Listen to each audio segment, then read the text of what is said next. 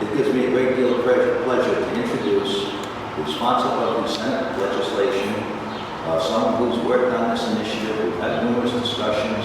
He's worked with the Senate legal team to get to where we are today. It gives me a great deal of pleasure to introduce Senator Jonathan Acosta from the city of Central Falls. Senator Acosta.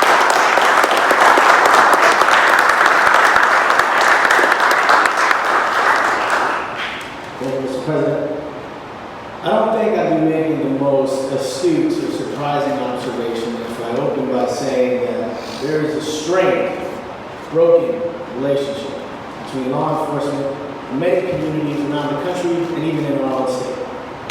What I think is surprising is that we have members of law enforcement, elected officials, civil rights organizations coming together to try to address that relationship. And I think that's in large part because what we face is a legitimation crisis. We have a paradox where the communities that I'm talking about need and rely on law enforcement, but many of them are also terrified by law enforcement. I was born to an undocumented teen mother, and despite not speaking the language or having grown up in this country, she was perceptive enough to realize that people in our community were not necessarily treated equally, especially relative to those who were more affluent and those whose skin color might be a little different. And so my mother, in her genius, developed a survival strategy.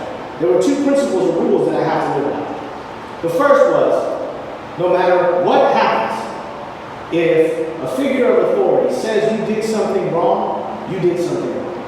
And I always found that to be extremely unfair. And her logic was simple.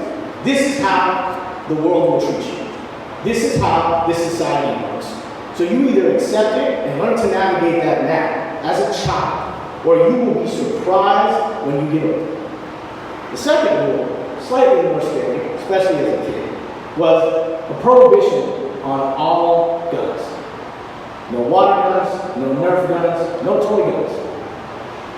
And her logic there was, if you look like a threat, there will always be an excuse to kill. And that was so scary as a child. But as an adult, when I called my mom after the murder of Tamir Rice, the first thing she said to me was, "Si ve, que le dije?" Well, you see, what did I tell you? And so I've spent my life trying to navigate this paradox. And we now have the technology to at least address the what they said versus you said problem that the Attorney General alluded to.